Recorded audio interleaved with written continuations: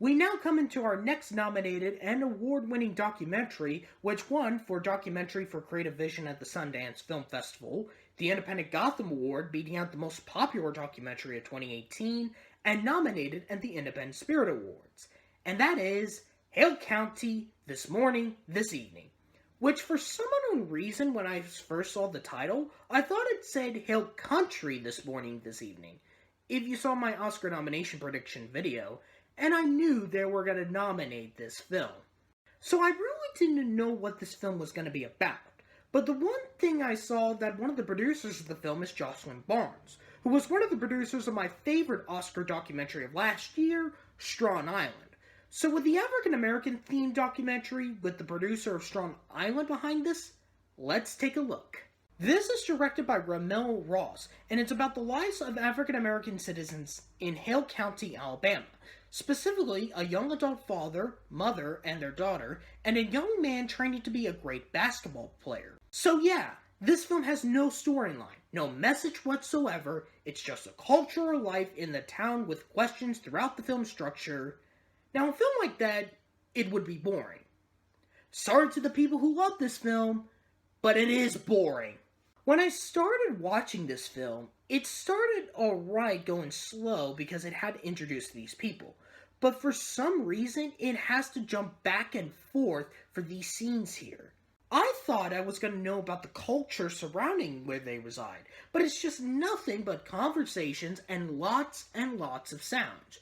Now normally, sounds in documentaries doesn't really give a key element to the film, but for Hale County, holy crap, that's good. Since the film doesn't have much dialogue, the atmosphere surrounding the town makes it real, especially at night, even when it's storming. But the film's main focus is not that good. Mainly its passing and somewhat of its cinematography might be out of focus.